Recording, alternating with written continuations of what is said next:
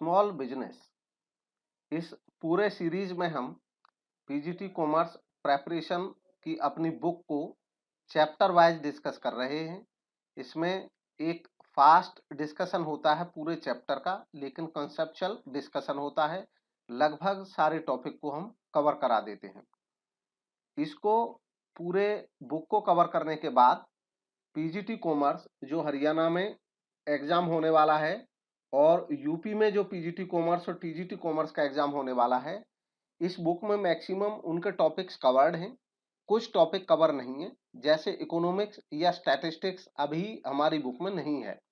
तो उनको हम जब ये सारे टॉपिक कवर हो जाएंगे उसके बाद उन पे वीडियोस बनाएंगे और उनकी पीडीएफ भी प्रोवाइड करा देंगे उस समय पे। तो सारा सिलेबस कवर होगा इन वीडियोस के माध्यम से। आप आराम से देखते रहें, पूरा आपका कवरेज रहेगा सिलेबस का। Small business, government of India classify करती है स्मॉल इंडस्ट्रीज को investment made in plant in machinery के आधार पे। एक रेफरेंस आता है कई दफे डिस्कशन में कि स्मॉल बिजनेस और लार्ज बिजनेस क्या है। आमतौर पे अगर डिस्कशन करें तो स्मॉल बिजनेस ऐसे बिजनेसेस को माना जाता है जिनमें इन्वेस्टमेंट कम है, लोगों की संख्या कम है, जो उनके ओनर होते हैं लगभग वो या तो सोल ट्रेडर होते हैं या पार्टनरशिप में रहते हैं। इसके अलावा इनकी जो टेक्नोलॉजी रहती है वो भी पुरानी टेक्नोलॉजी रहती है और छोटे लेवल के सामान बनाते हैं, और इनका जो बिजनेस होता है वो लगभग डिस्ट्रिक्ट लेवल का होता है। ये एक केवल नॉर्मल अंडरस्टैंडिंग है। लार्ज बिजनेस ऐसे बिजनेस को कहा जाता है जिनमें इन्वेस्टमेंट बड़े लेवल पे होता है, जिनका एम्प्लॉयमेंट लेवल काफी हाई होता है, मतलब बहुत सारे लोगों को एम्प्लॉय करते हैं, जो टेक्निक जो हाई टेक्निक अपनाते हैं, मॉडर्न टेक्निक्स अपनाते हैं, जिनके यहाँ काम मैकेनिकली ज्यादा होता है और जिनके यहाँ जो प्रोडक्ट बनते हैं वो महंगे होते हैं। ये एक आम धारणा की बात हुई। लेकिन जब बात आती है कि कैसा क्लासिफिकेशन किया जाता है एज पर लॉ, जिसको हम माना जाए तो इसके मामले में जो गवर्नमेंट का रूल है उसको अब डिस्कस करेंगे हम। जो भी स्मॉल बिजनेस में माइक्रो, स्मॉल और मीडियम एंटरप्राइजेज आ जाते हैं और इनकी जो लिमिट है वो दी गई है कि कितने अमाउंट तक इन्वेस्टमेंट होगा तो इनको स्मॉल बिजनेस में माना जाएगा। इसके बाद जो बिजनेसेस रहते हैं वो लार्ज साइज के बिजनेस माने जाते हैं। ये इस डेफिनेशन के अकॉर्डिंग आ गया। इसमें भी हम जो एमएसएमईडी एक्ट 2006 जिसकी लिमिट्स काफी दिनों तक रही और बुक्स में वो अक्सर अभी भी मिलती हैं जहां पे अपडेट्स नहीं हुए हैं, तो हमने इसका भी यहाँ पे वर्जन रखा है ताकि इसकी भी जानकारी रहे। और जो लेटेस्ट अब चेंज हुए 2020 के बाद उनको भी डिस्कस करेंगे, वो क्या चेंजेज है, लिमिट्स, उनको भी डिस्कस करेंगे। तो सबसे पहले बात करते हैं एमएसएमईडी एक्ट 2006 जो था उसमें क्या लिमिट्स दी गई थी। उसमें जो बिजनेसेस होते थे उनको दो कैटेगरी में बांटा गया था, मैन्युफैक्चरिंग और सर्विस। तो जो मैन्युफैक्चरिंग सेक्टर में जो बिजनेस होते थे स्मॉल बिजनेस, उनको भी तीन हिस्सों में बांटा था, माइक्रो, स्मॉल और मीडियम। इनकी लिमिट बताई गई थी कि माइक्रो ऐसे एंटरप्राइज को कहा जाएगा, मैन्युफैक्चरिंग वाले बिजनेस की बात हो रही है, माइक्रो उस यूनिट को कहा जाएगा जिनका उनके प्लांट इन मशीनरी में इन्वेस्टमेंट 25 लाख रुपीज से ज्यादा नहीं होगा। स्मॉल एंटरप्राइज उसको कहा जाएगा जिनका इन्वेस्टमेंट जो माइक्रो से तो बड़ा हो गया, यानी कि 25 लाख से ऊपर उसमें इन्वेस्टमेंट आ गया, लेकिन 5 करोड़ से ज्यादा इन्वेस्टमेंट नहीं है। मीडियम उसको कहा जाएगा जिसमें प्लांट एंड मशीनरी में जो इन्वेस्टमेंट है वो 5 करोड़ से तो ज्यादा हो गया लेकिन 10 करोड़ से ज्यादा नहीं है। तो जो लिमिट एक याद रखने की जरूरत है, हालांकि अब चेंजेज हो चुके हैं, पुराने कहीं पे कोई क्वेश्चन आ जाता है तो उसके लिए खाली ये एक जानकारी के तौर पे काम आ सकता है। 25 lakh micro, small 5 crore, medium 10 crore. 10 crore से ऊपर कोई भी मैन्युफैक्चरिंग बिजनेस था तो उसको लार्ज माना जाता था। सर्विस, सर्विस ऐसे बिजनेस जो सर्विस प्रोवाइड करने का काम करते थे वो भी तीन हिस्सों में बांटे गए थे, micro, small, medium. Same condition यहाँ पे, अगर कोई सर्विस इंडस्ट्री में कोई बिजनेस था तो उसका जो इक्विपमेंट है उसमें इन्वेस्टमेंट 10 लाख से ज्यादा का नहीं होना चाहिए। अगर 10 लाख तक है तो माइक्रो, अगर 10 लाख से ज्यादा है लेकिन 2 करोड़ से ज्यादा नहीं है तो स्मॉल, और अगर 2 करोड़ से ज्यादा है लेकिन 5 करोड़ से ज्यादा नहीं है तो मीडियम। तो ये तो था पुराना क्लासिफिकेशन। अब जो न्यू क्लासिफिकेशन है 1 जून 2020 को इसका नोटिफिकेशन आया और ये एप्लीकेबल हो चुका है 1 जुलाई 2020 से। अब इस एंटरप्राइज में जो नया क्लासिफिकेशन है, इसमें मैन्युफैक्चरिंग और सर्विस एंटरप्राइज में कोई भेद नहीं किया गया है। इस मामले में कोई भेद नहीं किया गया है, चाहे मैन्युफैक्चरिंग का है चाहे सर्विस का है, एक ही बात है। उनको 3 हिस्सों में बांट दिया जाएगा, माइक्रो, स्मॉल और मीडियम में। माइक्रो उसको कहा जाएगा जिनका जो इन्वेस्टमेंट है उनमें 1 करोड़ से ज्यादा नहीं होना चाहिए और उनका टर्नओवर 5 करोड़ से ज्यादा नहीं होना चाहिए, तो वो माइक्रो है। स्मॉल कहा जाएगा जिसका इन्वेस्टमेंट 1 करोड़ से तो ज्यादा है लेकिन 10 करोड़ से ज्यादा नहीं है और टर्नओवर 50 करोड़ से ज्यादा नहीं है, तो स्मॉल हो गया। मीडियम कहा जाएगा अगर उसमें इन्वेस्टमेंट 50 करोड़ से ज्यादा नहीं है इन्वेस्टमेंट और 250 करोड़ से ज्यादा टर्नओवर नहीं है, तब इनको माना जाएगा मीडियम। अब बात आती है विलेज इंडस्ट्री, यानी कि जो क्लासिफिकेशन है ये तो था एज पर लॉ। अब स्मॉल जो बिजनेस है वो भी डिफरेंट टाइप के हो सकते हैं। स्मॉल बिजनेसेस में कौन कौन से टाइप हो सकते हैं उनको डिस्कस कर रहे हैं। ये तो था उनका इन्वेस्टमेंट के लिहाज से। अब स्मॉल में भी क्या कैटेगरीज हैं।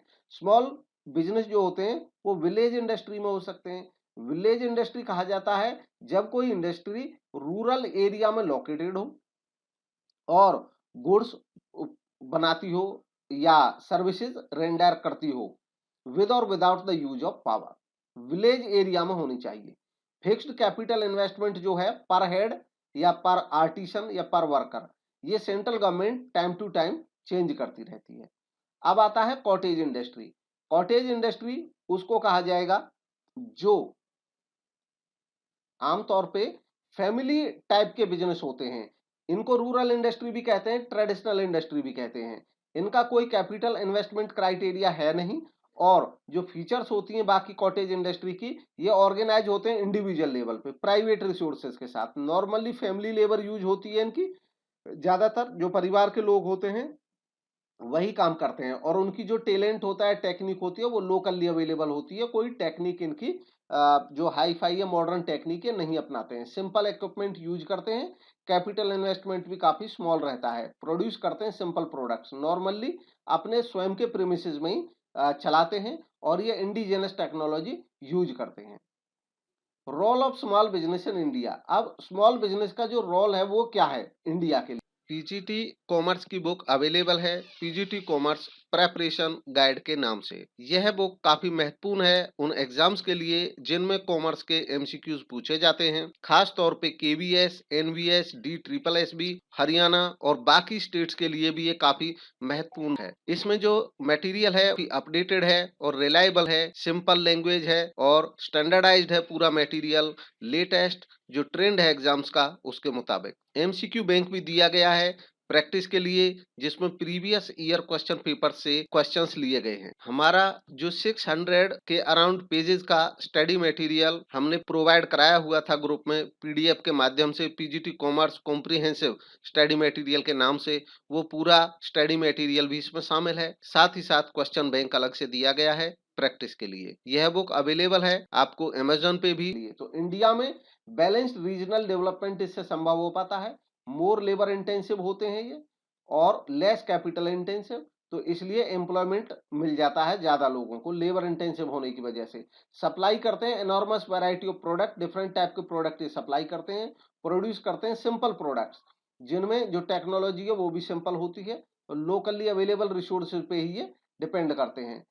एम्पल अपॉर्चुनिटी प्रोवाइड करते हैं एंटरप्रेन्योरशिप की, मतलब इसकी वजह से क्योंकि स्मॉल बिजनेस जो है वो लोकल लेवल पे कम कर सकते हैं, लोकल लेवल पे कर सकते हैं, कम बजट में कर सकते हैं, कम रिसोर्सेज में कर सकते हैं, कम लोगों के साथ शुरू कर सकते हैं। तो एंटरप्रेन्योरशिप की अपॉर्चुनिटी काफी होती है। ज्यादातर लोग इस तरीके से अपने स्मॉल बिजनेस चला भी सकते हैं। Advantage of low cost production. Production जो इनको है वो लो कॉस्ट होता है क्योंकि इनकी टेक्नोलॉजी कोई खरीदी गई नहीं होती है। जो लोकली अवेलेबल टैलेंट है उसी पे काम करते हैं। क्विक और टाइमली डिसीजन हो जाता है। अब इसकी अपनी एक प्रॉब्लम भी है स्मॉल बिजनेस की, एडिकेट फाइनेंस इनको मिलता नहीं है। Costly procurement of raw material होता है क्योंकि कम मात्रा में खरीदते हैं। मैनेजरियल स्किल पुअर रहती हैं, ये अफोर्ड नहीं कर सकते हाई सैलरी किसी को देना। पुअर मार्केटिंग रहती है, लो क्वालिटी रहती है प्रोडक्ट्स की क्योंकि जो टेक्नोलॉजी है वो ऑब्सोलेट टाइप की होती है, एडवांस टेक्निक नहीं अपना पाते हैं ये। Operate below full capacity, full capacity पे ये ऑपरेट नहीं कर पाते हैं, उससे नीचे ही ऑपरेट करते हैं। Use of outdated technology in global competition में ये टिक नहीं पाते हैं। अब है government assistance to small business unit. तो क्योंकि जो स्मॉल बिजनेस यूनिट है उनका इंपोर्टेंस इंडिया में काफी ज्यादा है, पॉपुलेशन ज्यादा है, अनएम्प्लॉयमेंट काफी ज्यादा है, तो यहाँ पे कोशिश की जाती है स्मॉल बिजनेसेस के माध्यम से ज्यादातर लोग अपने जो सेल्फ एम्प्लॉयमेंट कर पाए। तो इसलिए सरकार असिस्टेंस भी देती है स्मॉल बिजनेस को। गवर्नमेंट प्रोवाइड करती है मेनली दो तरीके से असिस्टेंस, एक तो इंस्टीट्यूशनल सपोर्ट, दूसरा इंसेंटिव्स दे करके। इंस्टीट्यूशनल सपोर्ट होता है जब सरकार कोई अपना इंस्टीट्यूशन या डिपार्टमेंट बनाती है इनकी मदद करने के लिए। तो इंस्टीट्यूशनल सपोर्ट में जो मेजर इंस्टीट्यूशंस हैं उनमें है national bank for agriculture and rural development. NABARD establish किया गया था गवर्नमेंट के द्वारा 1982 में रूरल इंडस्ट्रीज को प्रमोट करने के लिए। ये सपोर्ट करता है स्मॉल इंडस्ट्रीज को, रूरल आर्टिसंस को, रूरल इंडस्ट्री को, कॉटेज इंडस्ट्री को, साथ साथ एग्रीकल्चर को भी। ये ट्रेनिंग प्रोवाइड कराता है, काउंसलिंग प्रोवाइड कराता है और डेवलपमेंट प्रोग्राम्स ऑर्गेनाइज कराता है रूरल एंटरप्रेन्योर्स के लिए। नेक्स्ट है rural small business development centre. यह सेंटर नाबार्ड के द्वारा स्पॉन्सर्ड है। ये काम करता है बेनिफिट के लिए सोशली और इकोनॉमिकली डिसएडवांटेज जो इंडिविजुअल्स या ग्रुप्स हैं। सोशली या इकोनॉमिकली डिसएडवांटेज यानी कि या तो इकोनॉमिकली वीकर हैं और या वो शेड्यूल कास्ट, शेड्यूल ट्राइब से आते हैं। It helps a large number of rural unemployed youth and women. ये कवर करता है सेवरल ट्रेड्स को, जैसे food processing, soft toy making, readymade garments, candle making, incense stick making, two wheeler repairing and servicing, vermi composting, non conventional building material. इस type की चीजों के से रिलेटेड ये ट्रेनिंग भी देता है और सपोर्ट करता है। National small industry corporation NSIC. NSIC setup किया गया था 1955 में गवर्नमेंट के द्वारा प्रमोट करने के लिए और हेल्प करने के लिए ग्रोथ को स्मॉल बिजनेस का कंट्री में। जो एनएसआईसी है ये दिल्ली में है, इसका जो मेजर बिल्डिंग है, मेन कैंपस है, यहाँ पे ये ट्रेनिंग की फैसिलिटी भी देते हैं, समय समय पे ट्रेनिंग्स चलती रहती हैं। ये सप्लाई करते हैं इंडिजिनस और imported machines hire purchase terms पे। ये हेल्प करते हैं प्रोक्योर करने में, सप्लाई करने में और डिस्ट्रीब्यूट करने में इंडिजिनस और इंपोर्टेड रॉ मटेरियल। ये हेल्प करते हैं एक्सपोर्ट में, प्रोडक्ट के एक्सपोर्ट में स्मॉल बिजनेस यूनिट्स को, और एक्सपोर्ट वर्दीनेसली डेवलप करते हैं। ये प्रोवाइड करते हैं मेंटरिंग और एडवाइजरी सर्विसेज। ये सर्व करते हैं टेक्नोलॉजी बिजनेस इंक्यूबेटर्स के तौर पे। ये क्रिएट करते हैं अवेयरनेस टेक्नोलॉजिकल अपग्रेडेशन के लिए, और साथ ही साथ ये जो संस्था है ये डेवलप करता है सॉफ्टवेयर टेक्नोलॉजी पार्क और टेक्नोलॉजी ट्रांसफर सेंटर्स। इसके बाद है small industries development bank of India SIDBI. जैसे आईडीबीआई है उसकी तर्ज पे एसआईडीबीआई बनाया गया। आईडीबीआई बड़ी संस्थाओं को ऋण देने का काम करता था, स्मॉल जो इंस्टीट्यूशन है उनको ऋण देने के लिए एसआईडीबीआई बनाया गया। ये सेटअप किया गया 2 अप्रैल 1990 को। ये टॉप गवर्नमेंट बैंक है जो प्रोवाइड करता है डायरेक्ट और इनडायरेक्ट फाइनेंशियल सपोर्ट बहुत सारी स्कीम्स के माध्यम से क्रेडिट रिक्वायरमेंट के लिए वेरियस स्मॉल बिजनेसेस को। इसका जो हेडक्वार्टर्स है वो यूपी लखनऊ में है। Khadi village industries commission KVIC. Khadi in village industries commission establish किया गया था khadi in village industries commission act 1956 के तहत। ये एक स्टैट्यूटरी ऑर्गेनाइजेशन है जो मिनिस्ट्री ऑफ एमएसएमई के अंडर काम करता है। इसके जो सोशल ऑब्जेक्टिव हैं वो है प्रोवाइड कराना एम्प्लॉयमेंट रूरल एरियाज में। इकोनॉमिक ऑब्जेक्टिव जो इसका है वो है प्रोड्यूस करना सेलेबल आर्टिकल, ऐसे आर्टिकल प्रोड्यूस करना जिनकी बिक्री आसानी से हो जाए। इसके जो वाइडर ऑब्जेक्टिव हैं वो है सेल्फ रिलायंस क्रिएट करना लोगों के बीच में और एक strong rural community spirit build करना।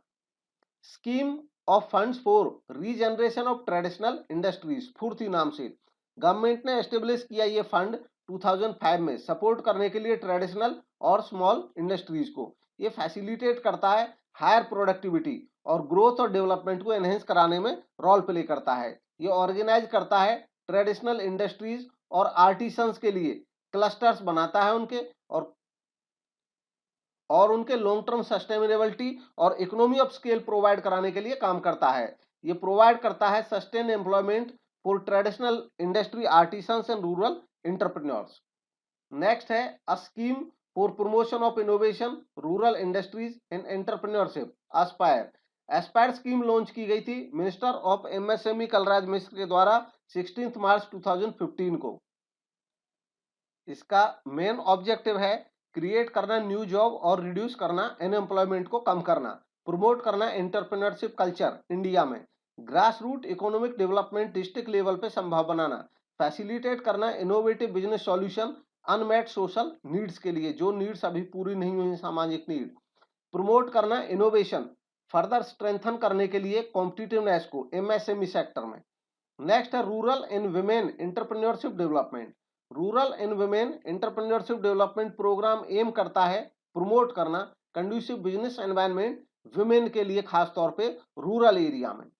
नेक्स्ट है डिस्ट्रिक्ट इंडस्ट्री सेंटर डीआईसी।